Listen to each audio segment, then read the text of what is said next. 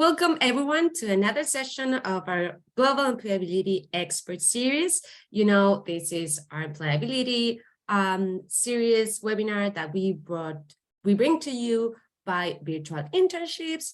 And this very special occasion, we also have as partners the British Council and CRCC Asia, because today's topic is really interesting and is focused on Asia. We're going to discover what this is, but before, let's remember how this webinar works. So we are recording this session. We can share with you later on the recording, so you can watch it again or share it with someone else who may find it interesting. We do have our YouTube channel where you can subscribe and find all our previous recordings and sessions. And it is that you ask many questions. Okay, you have the Q&A section. Please share anything, all your questions or comments, ideas that you take advantage of our speakers, and you can ask and find out anything you may want to know, and our speakers may help you solve. So today's topic is about working and living in China. And for that, we have two very interesting speakers who will tell us all about this. So let's first meet Stephanie Xu. So Stephanie is currently serving as a placement manager at Virtual Internship, and she has great experience working in Chinese companies in the education sector, first as a Mandarin teacher, and then for the Human Resources Department, where she was responsible for recruiting foreign teachers. So Stephanie will tell us where she's located at the moment. And then we also have Allison Ross. So Allison is currently serving as head of the intern experience team at Virtual Internships. She first traveled to China in 2010 before returning to study, then lived again in 2012 and 2018. Her background is in international education and student mobility, and she has been working with us since 2020. So interesting. Allison is from the US, Stephanie is from China. Well, I'm from Argentina. I'm going to be your host for the day. My name is Mirta Irre, and we're going to explore what it is to work and live in China, right? So thank you very much, Stephanie and Allison, for being here tonight. And I guess my first curious is, where are you based at the moment? And if you can tell us just some contextual information to understand. I'm in Argentina. It's almost summer for us, so you can see. Stephanie, where are you based at the moment? Hello, everyone. I'm based in Beijing at the moment. So currently is in winter. Yeah. So I just saw the a weather report. So next week is gonna like freezing in Beijing here, like -10. Yeah. So yeah. Wow, -10. Thanks. And Allison, where are you at the moment? So I'm typically based in the UK, up in Northern England and Yorkshire, but I'm actually back home in the US at the moment. For those of you who know American culture, it's our Thanksgiving holidays this week. So I'm currently in Chicago, where it is 1 degree. So transitioning back into winter time, and it's currently 7 a.m. here. Oh, very early. And for you, Stephanie, I believe it's like 10 at night? No. Yeah, it's 9 p.m. at the moment. Yeah. 9 p.m. Excellent. And it is 10 p.m. for me. So I guess we're all a little bit everywhere. Well, excellent. Thanks for sharing. And so let's jump into my first question, right?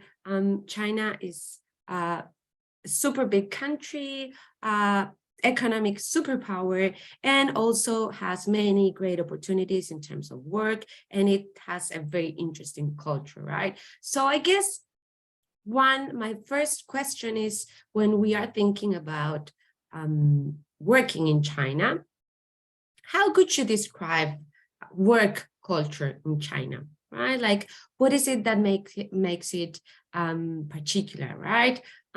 Stephanie, maybe you'd like to share how could you describe work culture in China? Yeah, for sure. I would say the Chinese work culture is slightly different from Western countries. Yeah. For example, the hierarchy in China is very important. So China is a society of rigid hierarchy. Yeah. So particularly in the Chinese company or government-owned companies. So employees in China will not question guidelines or instructions given by the boss or supervisor. Yeah. Sharing opinions or making suggestions is best done after you reach a certain level of capacity and trust. And so to build trust, Chinese prefer to eat with people to make relationships. Sometimes projects can even be done at the dinner table in China. But so you may need to practice drinking baijiu in China. Yeah. Yeah. When I used to work for CRCC Asia, the physical internship. While the intern participants in a physical internship with us, we always encourage our interns to invite your supervisor or co-workers to have a lunch or dinner together. Yeah, so dining out together is by far the most popular way of socializing with colleagues in China. So yeah, so you can get along with your colleagues while and build relationships. Yeah, and of course, hierarchy also can reflect the socializing. For example, if you have a team building to have a dinner with your supervisor and colleagues together, like the people are drinking together. If you would like to drink with your boss, better to put your cup lower than the person's cup when you toast. Yeah, it implies respect for the person who's level higher than you. And the second, I would like to talk about the working hours in China. Yeah, so we have one popular working hours policy called 996, which means people go to work at 9 a.m. and to 9 p.m. Get off work.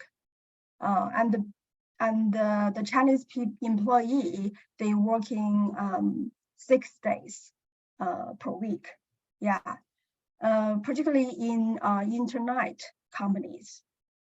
So such as maybe you have heard Huawei or Xiaomi and Lenovo. Yeah. So but majority companies offer overtime bonuses for the employee. Yeah. Okay, Stephanie. Yeah. You mentioned many things, and I would like to unpack a little bit because you mentioned wow, super interesting things. So one thing, Allison, I'm curious to know your perspective.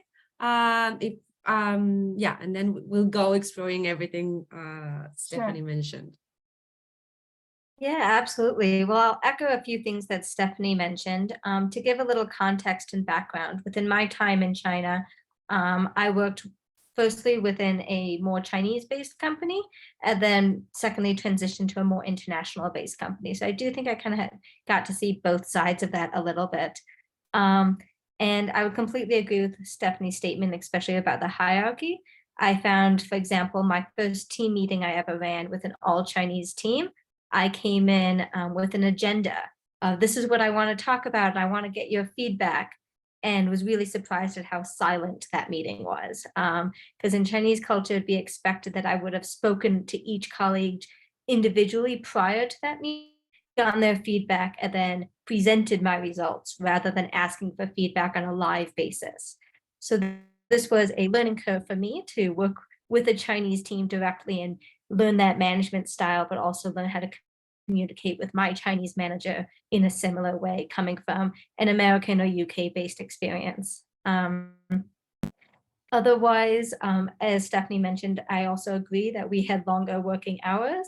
Luckily, in neither of my companies did we abide by the 996 policy. However, in general, yes, Chinese working hours do tend to be longer, and I think everyone expects more immediate feedback.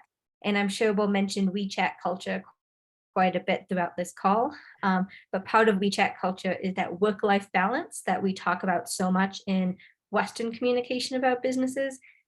To me, at least, didn't exist quite as much within Chinese culture, because WeChat is always so accessible that you really did expect immediate responses and immediate feedback, and kind of blurred those lines between personal and professional a little bit more.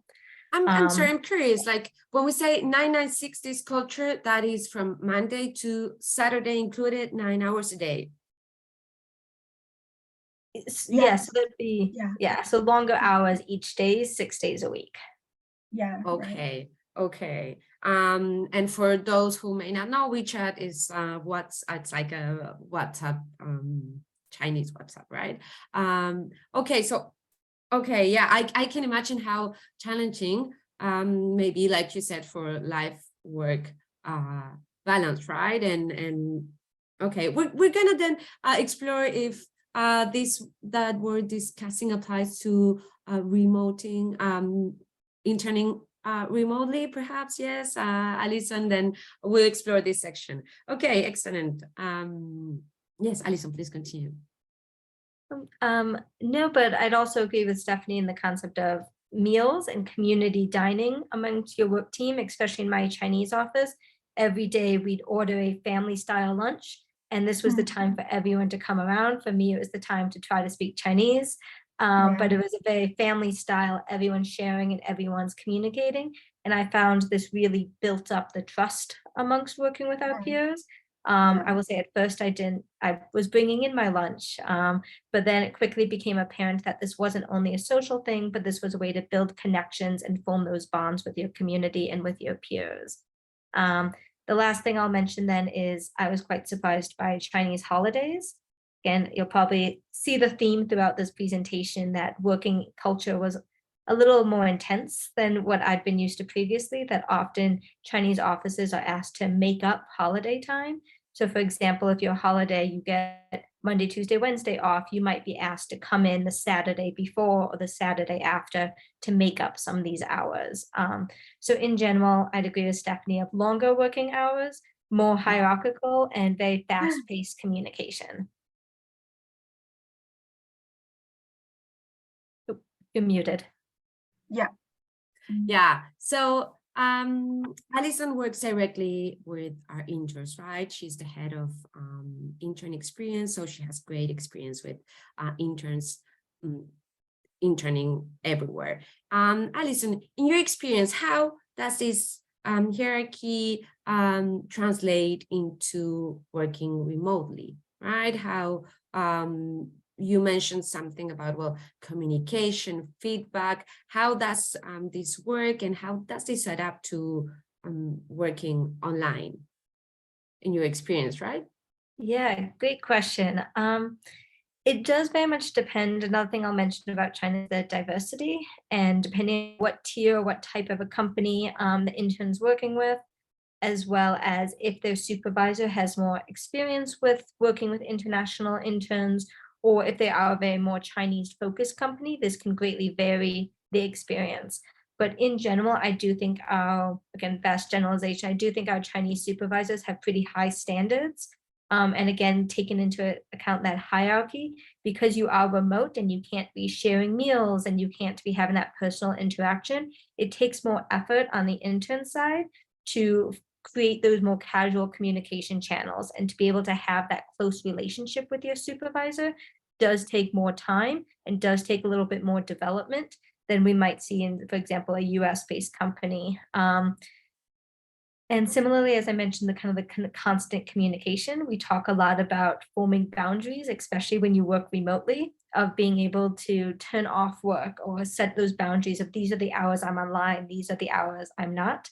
I think that can be a little more difficult with Chinese companies, both due to the time change, depending on where the engine is based, but also in the frequency of communication that a Chinese supervisor may likely expect you to download WeChat as your primary form of communication and may expect quicker communication. So having that conversation early on about, I'm in class from these hours. However, I'll try to get back to you within 24 hours or within 12 hours within this period, and setting those expectations early, I found can be really helpful, but also not to be too frustrated when Chinese supervisors might message you outside those hours. It's okay to respond later, but just recognizing that in that culture, you are online a little bit more often. So if your supervisor messages you outside work hours, they're not trying to be rude. This is just their work culture.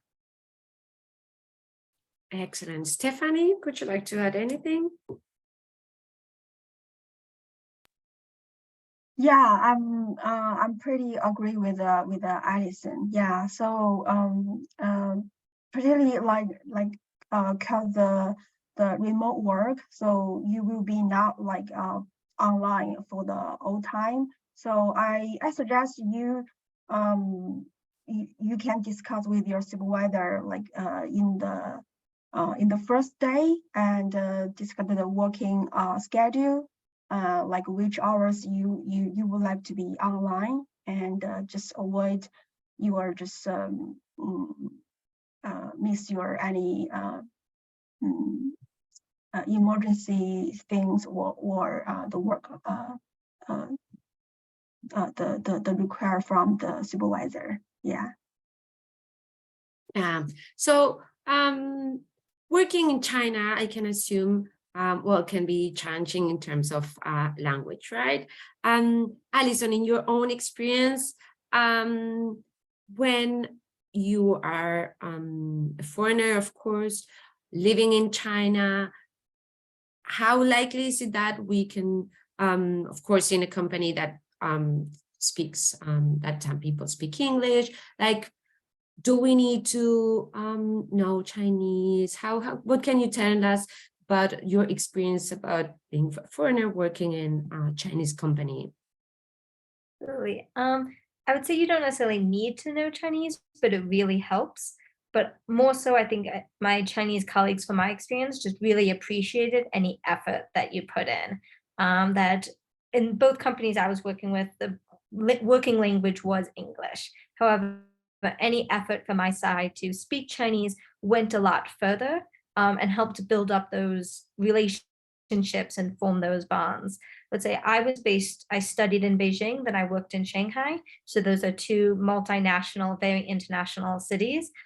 So working around and living in the city, I was primarily able to communicate in English, but of course, having a working knowledge of Chinese, even for the basics, was really helpful. So I do recommend, if anyone is considering China in their future career path, even just having an understanding of the basics. Also just how the grammatical structures worked, I found it was really helpful to then understand, for some of my Chinese colleagues who didn't speak perfect English, where some of their mistakes came from, having a basic understanding of Chinese.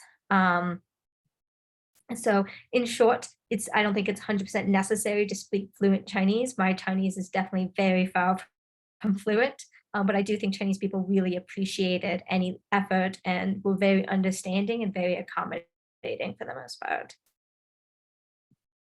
Excellent, thank you. Stephanie, you have worked as a Chinese teacher. What can you tell us about it? Yeah, absolutely. Yeah, I would say the Chinese people, like nowadays, especially in the big city like Shenzhen, Shanghai, and Beijing. So the people, the employee in the company, they can speak good English. So for our students, for our interns, if you guys know some very basic Chinese, that will be a benefit for your internship, probably. Yeah. So and Chinese people, they are really like welcoming to teach you some Chinese as well. Yeah, like maybe for example, like 谢谢, 你好, or 您好. Yeah, yeah. So like those very simple sentence. Yeah. So yeah, that's it. And do you have perhaps a piece of advice on how we could start learning Chinese? Would you recommend perhaps some language apps? Or I understand that Chinese is quite complex and challenging to learn, right? It has many ideograms, like images that represent different meanings, words. So how can we start learning a little bit of Chinese? Yeah, I think to learn the second language, not only for Mandarin, like me, if I study like when I study English, so I think it's you just to be brave, to open your mouth and yeah, speak out and yeah, and meet the people and try to practice your the language with the people. Yeah. I always give our interns a kindly suggestion. Yeah, to build a connection with Chinese people when you are here. Yeah. So to be more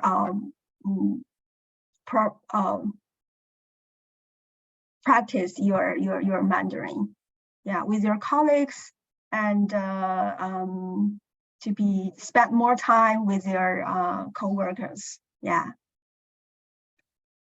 Hello, guys. Mirta, she's having a small issue with the internet connection, so I will be taking care of the meeting until she comes back. So yeah. Just as a quick reflection on this, we speak Spanish. We need to learn usually English as a second language because it's like a more international language or business language. What about Chinese? Do you think it's becoming like a really international second or third language we need to learn? Why not?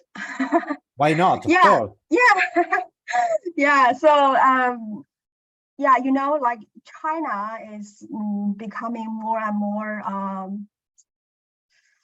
globally and international. So yeah, so the people they would like to visit China, like Beijing or Shanghai. Yeah, especially after the 2008 Olympic Games and also the Winter Olympic Games. Yeah, I believe that there's a yeah, many like people would like to discovering China. Yeah, so if you study a little bit Mandarin and learn some culture about China, so I think it's a big helpful. Yeah, if you study here, like whether you study here or working here. Yeah. Interesting. So we can say like Chinese, it's a sort of a must-have skill if you're really willing into going working there or being into business, right? Like a new skill we need to develop as interns and stuff. Excellent. And what about and what about yeah. Yes, please continue. Yeah. So the Mandarin is not like that difficult, I would say. Okay. Yeah, not the, yeah. So it's particularly for the characters. Yeah. So if you study characters, so we have like different the part of the characters. like my name, there's have like the water. So usually with a 3 dot means water. So if you find that the meaning of the part of the character, so you will find like very interesting, and you will not thinking, oh, this is so difficult. Yeah, I guess. Okay, I like every skill, right? We need to invest time into it Thank you. and practice, of course. And what Mhm. about, there is a question which is really interesting. It's Mohammed is asking, how does the social insurance work in China?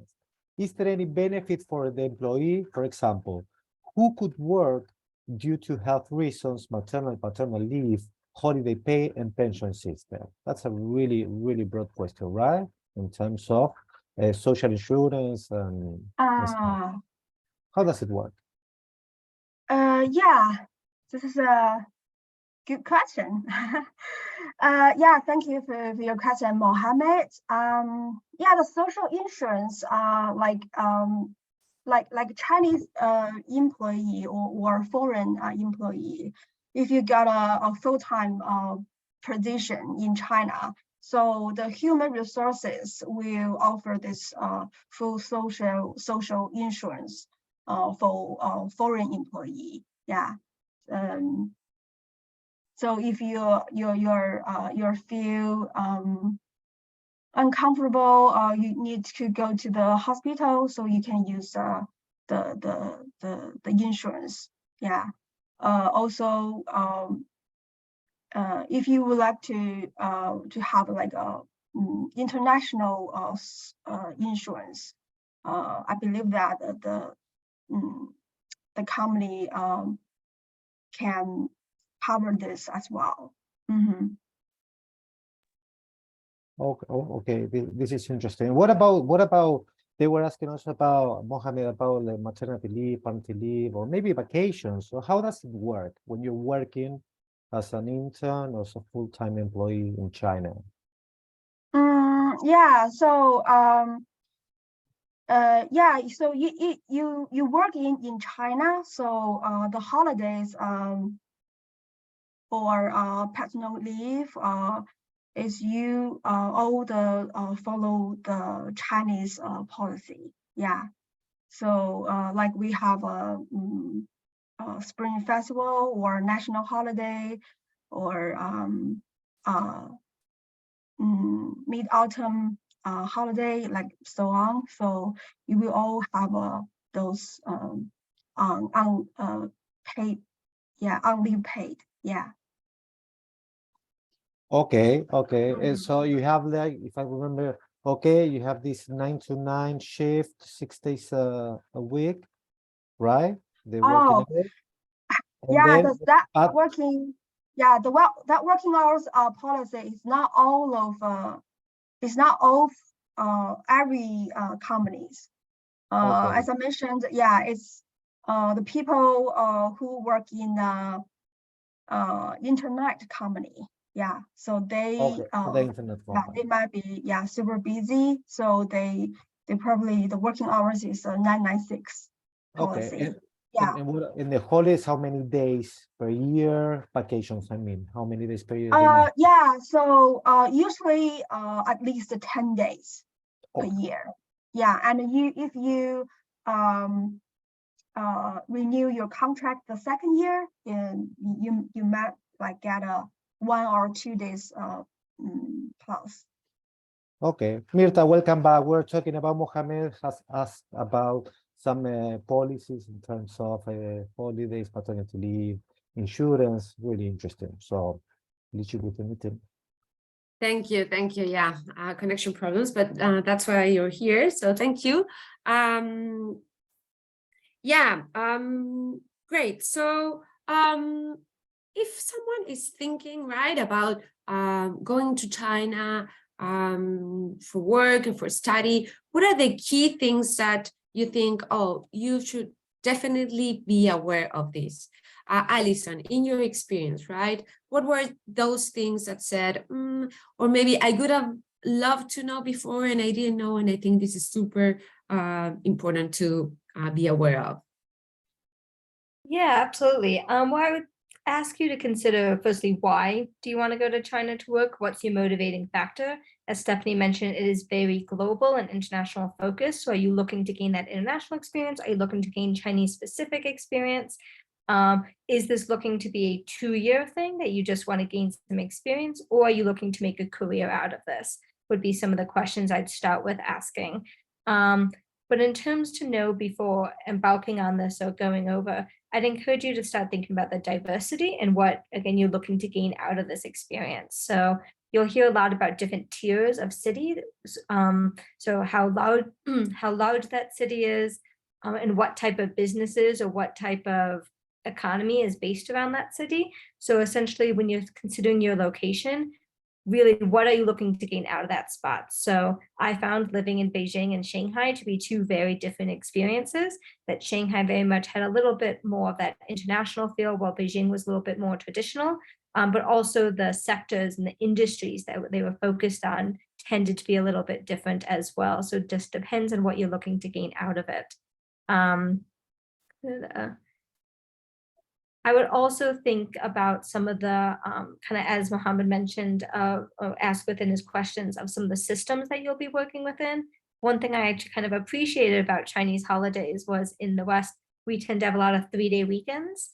And in Chinese culture, I found that wasn't as common, but instead you had longer holidays. So you didn't have as many, but they were longer when you did have them. So kind of, what is your personal working style and what can you adapt to? I also found, as we talked a little bit about this at the beginning of the call, that it did take a little bit longer to become feeling like you're a part of the team. So what type of work atmosphere are you looking for? But once you formed those relationships, they were a lot closer, and they were really strong compared to some other experiences I've had. So I think if you're looking at working in China, I'd encourage you to think about what you're looking to gain out of this experience and what are really your priorities and why you want to embark on this. And from there, because China is so diverse and has so many options, you can start narrowing in on what location or what industry or what experience you're really looking for.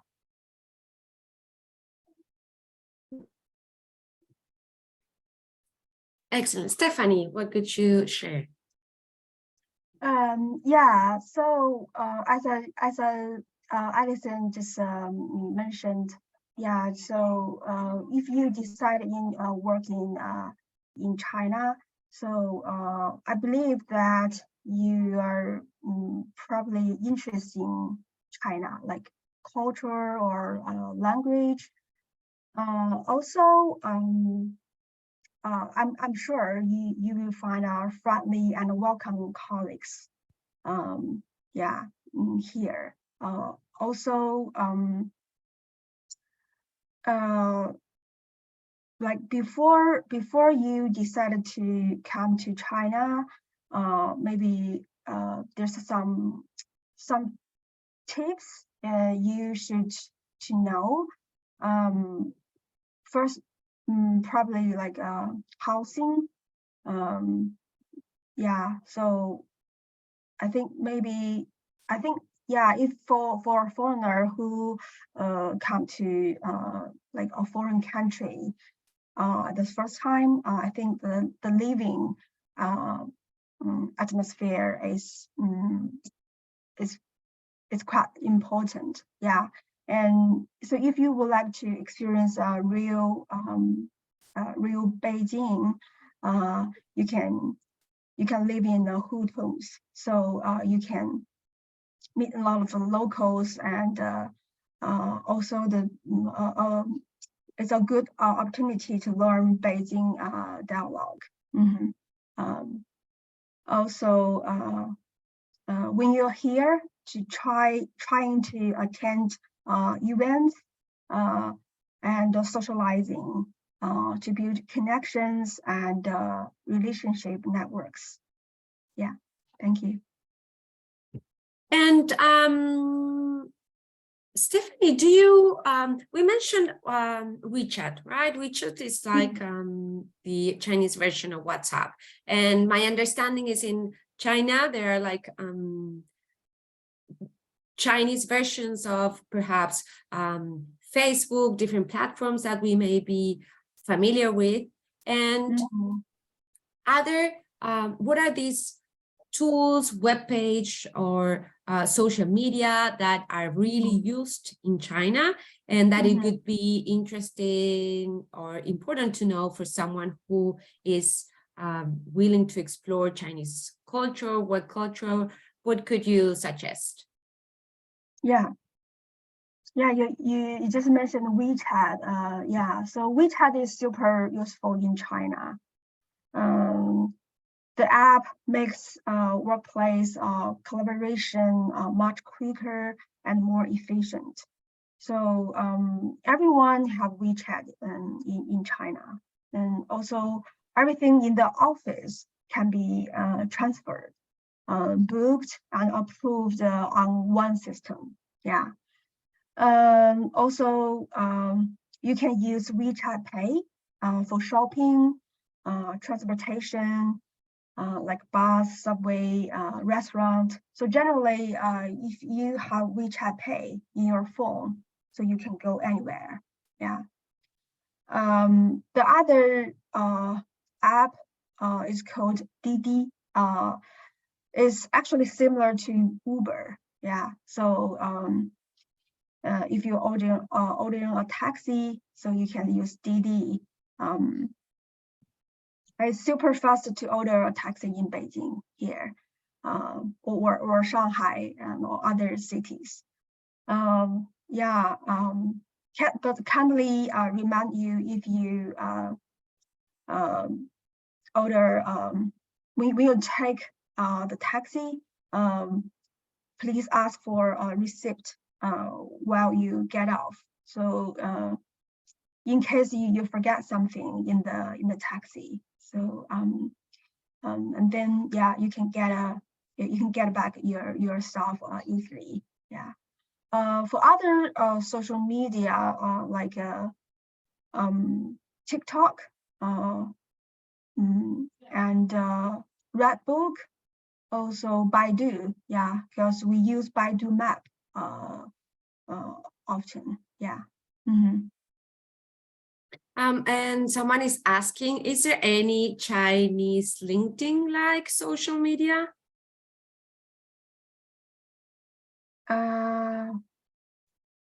Chinese.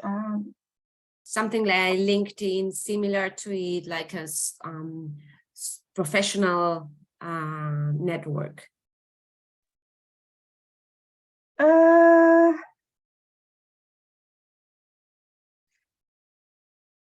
Like Allison? I would say LinkedIn. LinkedIn. Was used a lot in China. So if Yeah. you're looking for positions, like LinkedIn is really a useful resource to utilize. A lot of Chinese companies are very active on LinkedIn.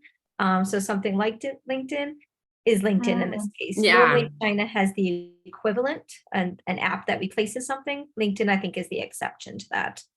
Well, that's great news, right? Because when we're thinking about employability, when we're thinking about looking for a job, I think it's great. And that's one piece of advice we always share with our interns. I hope you all, those who are participating today, you have your LinkedIn profile account and that you're very active and you are starting to really create a profile that showcase your professional brand, where you want to where you're heading in terms of professional career, because this is worldwide, right?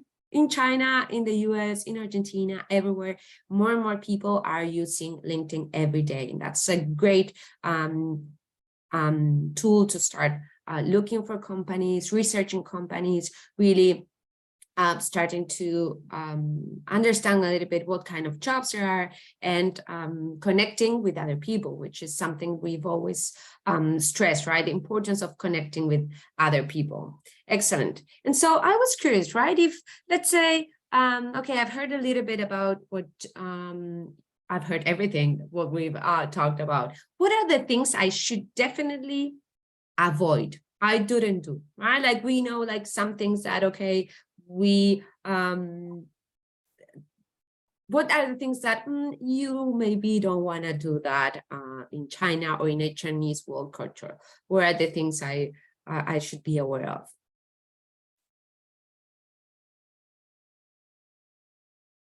Maybe Alison, I don't know, you had an experience where you know, like those things we don't know and we say something and then we're like, lost in translation, right? Like what happened there? Yeah, no, that's a really great question. I think that there wasn't that much that I found that was completely unforgivable, but I definitely made quite a few kind of faux pas and mistakes. Like I mentioned at the beginning of this call, running a meeting with an agenda. Part of that, one of those mistakes was not asking for feedback one-to-one. And I find that Chinese communication was very subtle. So for example, if I, as a supervisor, gave the feedback of you're working on project A, B, and C, say I said, oh, well, project A and project C were really good. What I'm really saying is you really needed to work on project B. So not picking up on some of those kind of small communication clues. Again, it's not something that's unforgivable or not any huge mistakes, but it's something just to be a little bit more aware of as you start learning the culture and start learning some of the communication. There's a lot of business etiquette as there is with any culture. So for example, always accepting a business card with two hands, but in a virtual setting, this is more so about just paying attention, and when someone introduces themselves, trying to ensure that you're remembering their title, because that title is probably very important to them, and addressing them correctly is something that I think has a lot of value. But I don't think there's anything, well, there's not much that comes to mind that's completely unforgivable, especially as most of your supervisors understand that this isn't a culture you're familiar with, and this is something we're still learning. And it's really about the effort we're putting in trying to understand and then not repeating these mistakes. That, especially coming from a supervisor, a Chinese supervisor, if they've corrected one of your mistakes once, trying to avoid repeating that. Because that shows that you maybe weren't listening when they corrected you the first time. So really trying to take on board that feedback goes a long way. Thank you. Stephanie, could you add anything? Yes. Could you repeat your question again?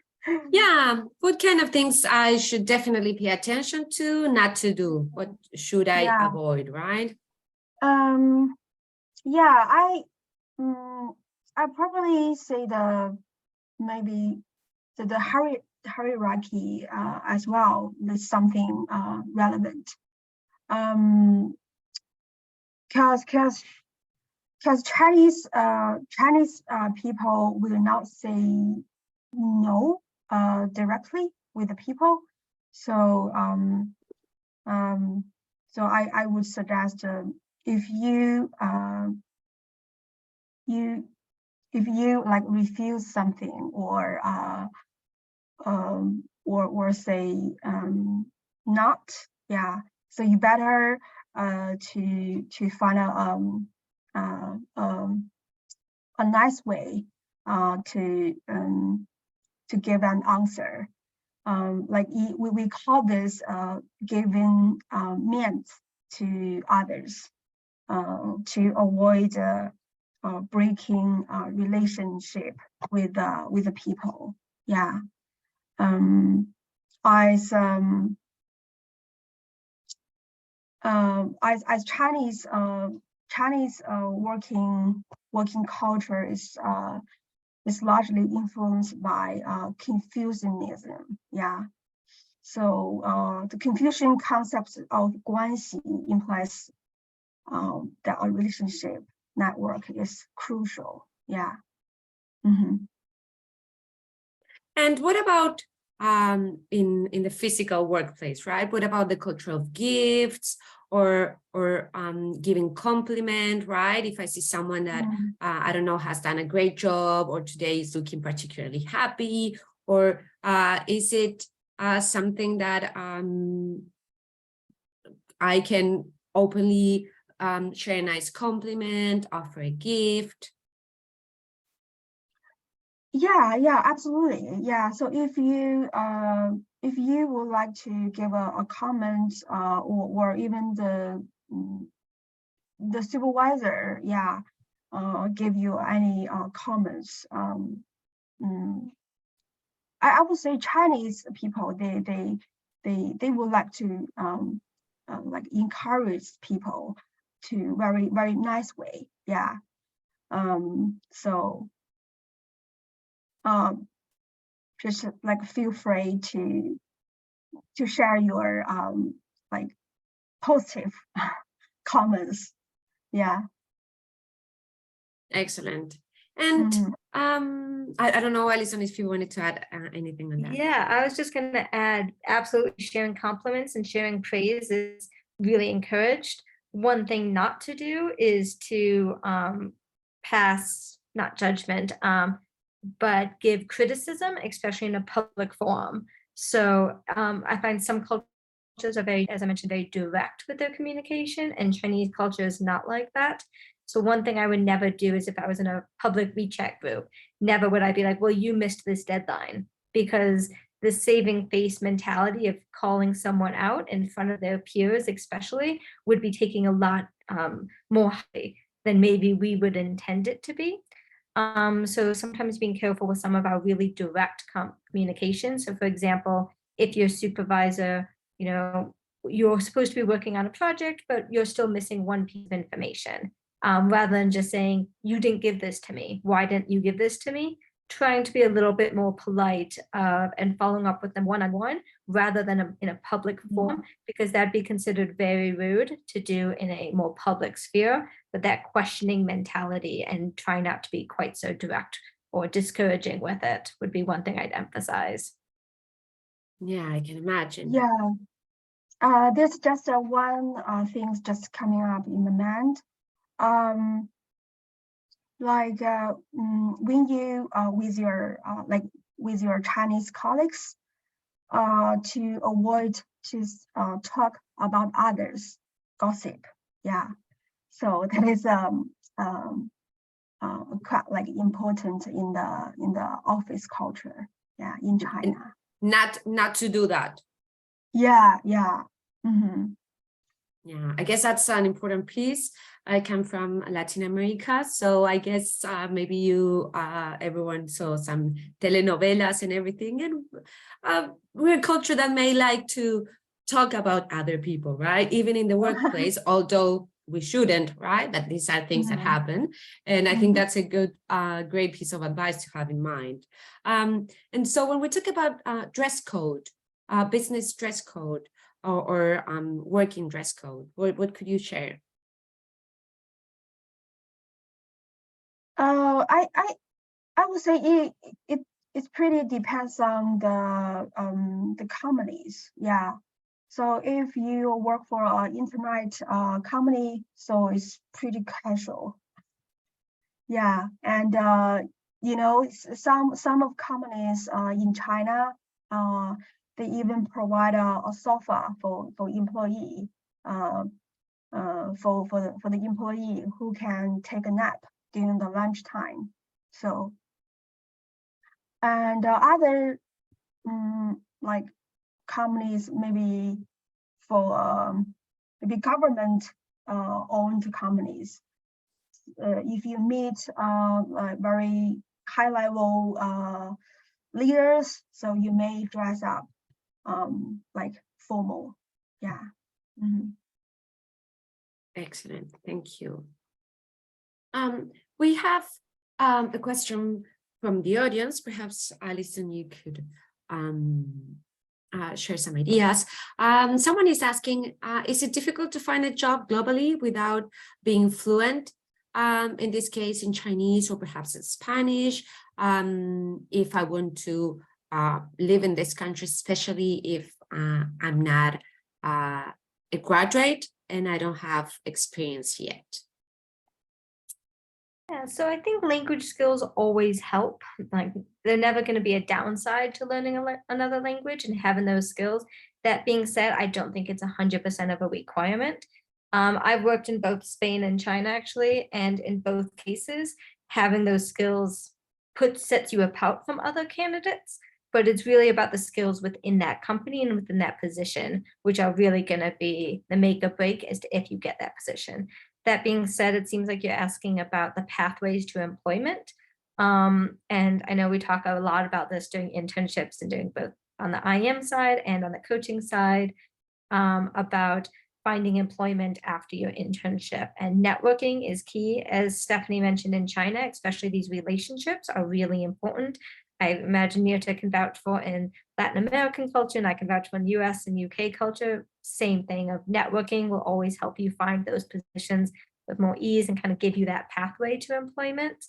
But otherwise, when you're seeking out these positions, there's a lot of additional company transfers if you're looking at a specific region, looking up their specific country or regional, like where are jobs posted within that region. Like we mentioned that LinkedIn is really big within China. That's not necessarily the case for every country. So doing some research on where are jobs coming from and where are they posted within that region can be really impactful. But I would say being fluent in another language will really help you, but it's not a make or break when applying for some of these positions, especially something like Chinese that is so difficult to learn. Even just having a working knowledge can really set you apart from other candidates, would be my take. Yes, I agree. Language skills are always a plus, even if it's just a little bit. Sometimes, well, when we are in a culture that doesn't speak English, right? We can always understand it. It's learning language is a hard process, it's a long process, right? So it is always nice to at least be having a basic command or just knowledge shows interest about the culture, right? And that's always interesting and appreciated by employers. And definitely, like Allison mentioned, networking is essential. Networking, start creating your professional network, connect with people that are doing what you like to do, and skill development, right? Also focus on developing the skills that the job you want to do requires, right? Especially nowadays that we know, even if we have a university degree, that's excellent because university is really valuable, but we also need specific skills for the job we are looking for. So it's not just because we have a professional degree that's, oh, okay, I'm done. We need to keep learning every day, developing new skills, language skills, and soft skills as well, like communication, networking, team building, right? So I'm very happy to have had this session because now I understand a little bit better about what culture in China is in terms of how people in China work, what it is expected, and I now have a better understanding of some things I may want to pay attention when with Chinese people. I was particularly, I guess my thing was like, okay, if I ever go to a bar, I need to make sure I'm toasting correctly the right way. So I'm going to be conscious about that. So do we have any last questions for our speakers before we leave?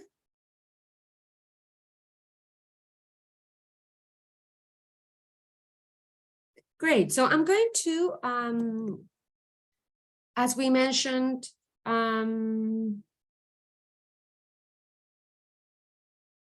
okay, so here someone asks, with Chinese holidays, are employees allowed to take their own nationality days off as well as the Chinese one?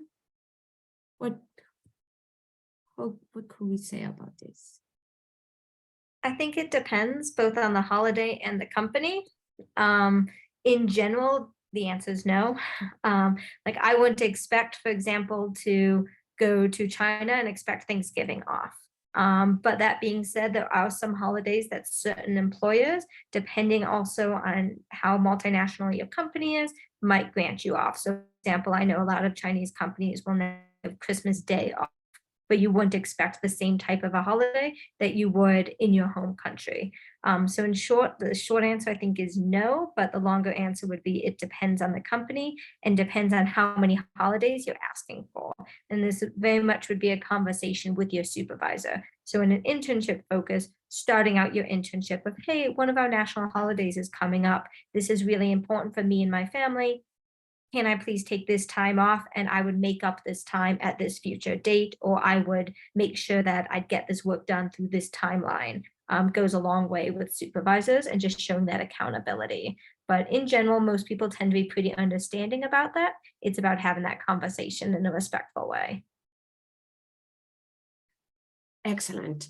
Well, so talking about LinkedIn and staying in touch, remember you can add our speakers to your LinkedIn accounts. We have Allison Ross and Stephanie Shu. I'm Mirta Yerra. You can always reach out to. And definitely remember, as part of your program, you have 2 coaching calls, right? Coaching calls are there for you to reflect on your next career steps, on how this internship falls into your greater career plan, or just to reflect, okay, what will I do next, right? What is my next 6 months are going to look like? So I hope you really enjoyed our session. It was great for me. I really thank Allison and Stephanie. Allison very early in the morning, Stephanie more finishing the day. So thanks for your time. And thank you, everyone, especially to all our audience who stayed with us. And remember, you can always reach out to us and you know how to find us. So really, really big thank you. Shishi, did I say it correctly? Yeah, perfect. Excellent. So have everyone an excellent day. Yeah, bye. Have a nice day. Bye.